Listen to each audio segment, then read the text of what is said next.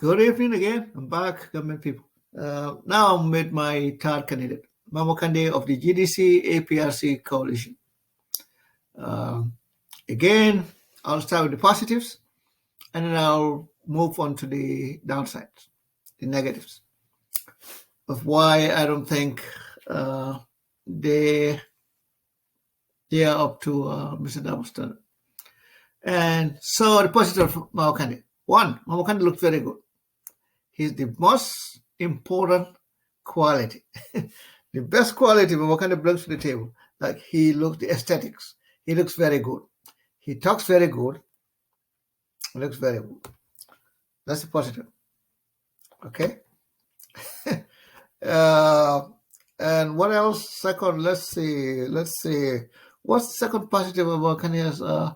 Mama Kandeh is a representation of the new Fulani from Guinea-Conakry. He makes them feel welcome and wholesome and Gambian. Positive. It's not about it. All right. That's it. Positive, two positive. That's it. I can't think of anything else. Okay. And now, so I'll move to the downside, and you understand why I can't think of anything more than two positive for Morgan. I just can't. I'm thinking, and please, you can comment, write a comment, tell me what they are. Maybe I'm missing something. All right. I'm just talking about things that I can verify, that I can, back up. All right. So we go to the downside of Mama Kandeh. Mama Kandeh from 2016, there was always something sneaky about him. Something always sneaky about him. First, downside one, Mama Kandeh only has a secondary technical school education. Mama Kandeh went to Carabana School. That's his graduate. That's it. He never went to high school, and he never did any study. He claimed later on, he claimed 2006 when somebody 2016 or 2017 or something like that, when some people telling him about his education, and Mama Kandeh said he was doing online courses at some university, and then somebody pressed him on it, and he said, "Nanjbai, let's leave it like that." So there's a university in the world that's called Nanjbai. If you ask me my education, I'll tell you what my friends say. Here's, I went to this university, and here, every single certificate, every single diploma that any institution on the planet that's accredited anywhere on the planet, they have numbers, they have serial numbers. That's all you have to do. You don't have, when ask me, hey, what's your day? I can just give you. You don't have to see my certificate. I'll give you the serial number, and I'll tell you what school they are. And you contact the registrar's office, student records, whatever, and they will tell you when this man graduated in the school. His name is there. The spelling of the name and the pronunciation, everything is very simple. Mama doesn't have any education to speak of. Mama has no executive experience at all. Matter of fact, if Yajam didn't just take the man out of security and make him an MP, I mean, he was just making coffee. Like somebody said that he was working for some extension agency before Yajam plucked him from out of security, and because of his brought-up life, and made him an MP. So other than that, I mean, other than the fact that he feels he's a representation of the Fulani community, there's really nothing there that anybody can think of. Like, does he understand this? No, he doesn't. And this is why you have people like Lamin Gano, and these are people behind him who helped him with his things. He lacks intellectual capacity to understand anything that's complicated, that's complex. He doesn't have what it takes to be president. And then it comes to that, there's this thing, even when people had it in Bayajam was doing this nonsense in past thing. Mama Kandeh was going into State House, sneaking into State House, and meeting Yajam. What they were negotiating, he never bothered to tell anybody. The person that told me was an army captain at the time. He actually, it's funny, I was, well, at one point I was very petrified during that, impasse. I was very fearful. I felt very guilty, not fearful, but guilty. Because the captain had tipped me about Mama Kandeh coming to State House at night and meeting Jame. And then 2 days later, that he was arrested by Kalfa Boja, aka, the man that they call General Solvaji. Arrested this guy. This captain was one of the few people of the soldiers, that were arrested for being disloyal, for not being on Jammeh's side. during the impasse.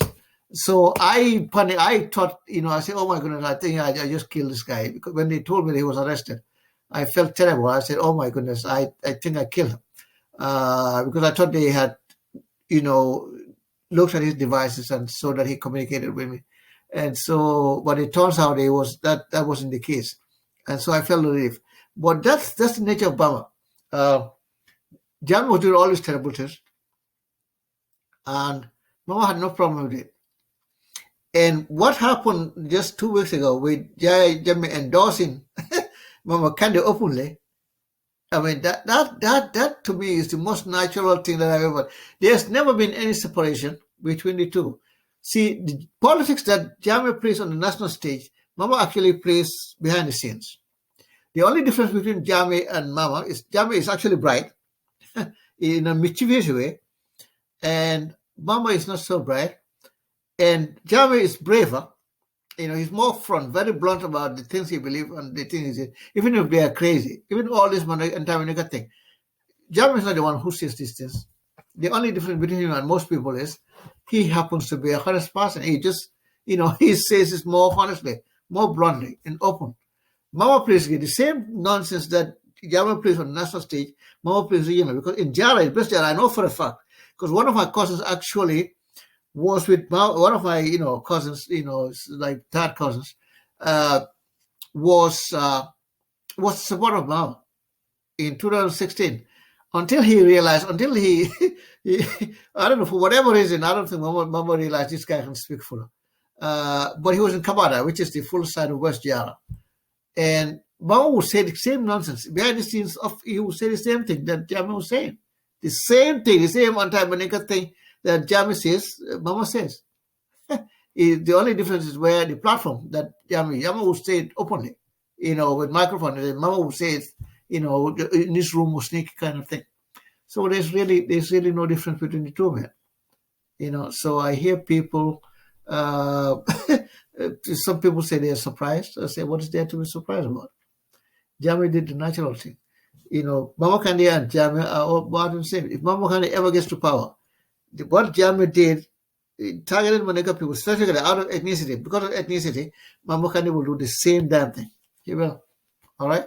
Now, when you talk about policies and them policies, somebody like that understands what policies are? No, he doesn't. He has a 10th grade education. That's all he has. He was lying about the college courses he was taking, all that. It's nonsense. All right? He's not an educated person.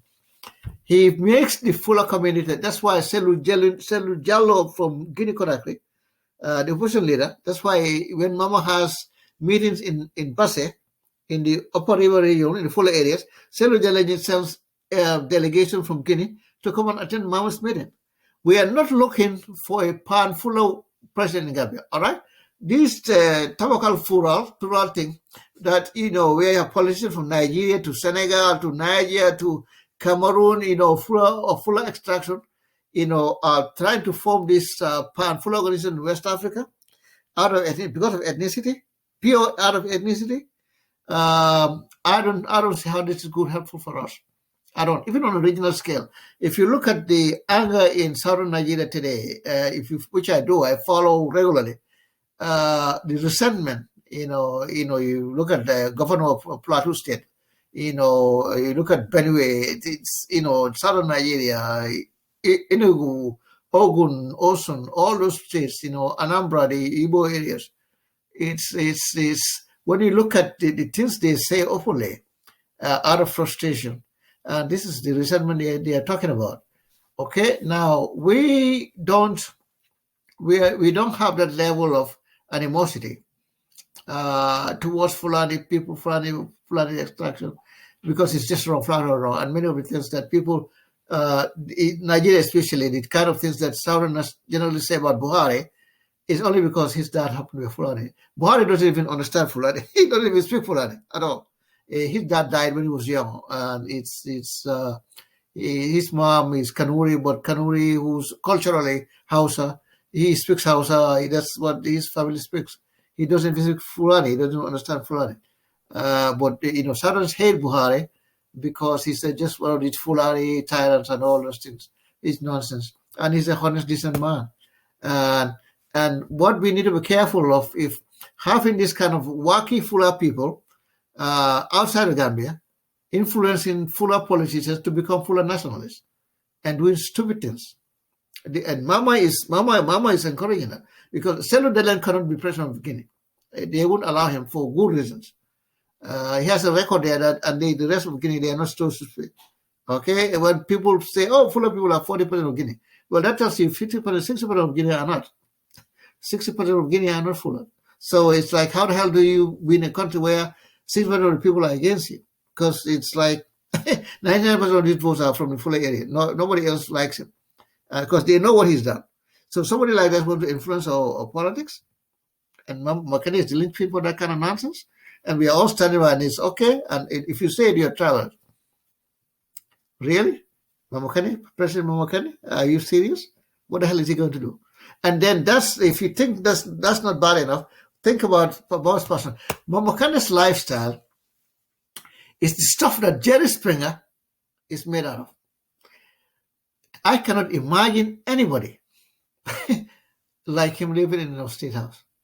If you think we have drama, if you think we have enough drama with this program, you wait till Mama Kandeh gets there. If God forbid Mama Kandeh, President Mama Kandeh, because what you're going to see is going to be chilling.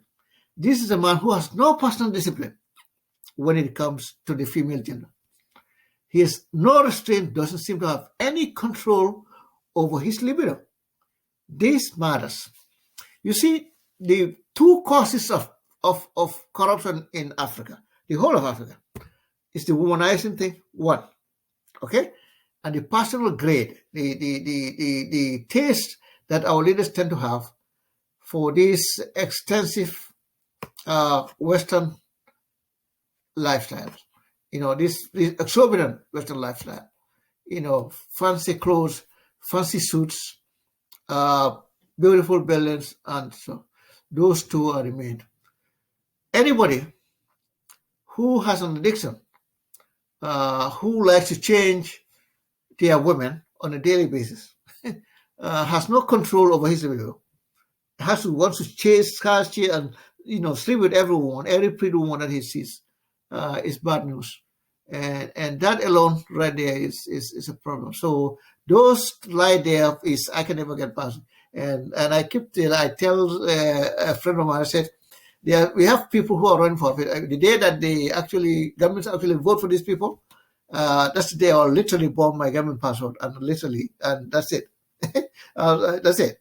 If I go back home, I'm going not to Gambia, but I'll go to Tanzania, go somewhere else. I'll never live under those people. And Mama Kandeh is one of them. Under no circumstances do I ever want to live under that man. It will be terrible. It's not a good thing.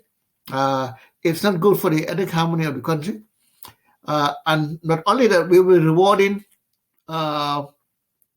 rewarding him for something he doesn't serve. Nobody in this day and age should be elected president who lacks the basic minimum qualifications in terms of education, in terms of experience. It's totally unskilled person. There's not a single trade that he's not a good mechanic. He's not a good electrician. What the hell is he? He's a man who looks very good in suits. This Grambubu, and he talks very good. But that's it. Nothing else is there. He lacks the character. He lacks the education. He lacks the experience. And it's beside the possibility of having a fuller person being president of government for the first time. What the hell is there? But is that worth the risk? Is it worth the risk? And especially if he's doing it at the expense of another group of people. Why? We went through 22 years of victimizing one group of people, and we have somebody else who subscribes to that nonsense in secret. The only difference is, Jal was open, and Ma was sneaking behind and doing this kind of thing, and people wanting to vote for him. Are you kidding me? Now, of course, if you came to Gambia in the last 30 years, which we had tons of Fulani people from Futa in Guinea who are now Gambians, and many of them jumping around and doing crazy. And if you feel comfortable with him, hey, that's your man. Vote for him. But I believe the government people will make the right decision, not vote for Mama Kandeh, and it will be the right decision. And so I don't see any reason why anybody who wants the government's progress to move to. I don't see it. All right. So I'll stop there. Thank you.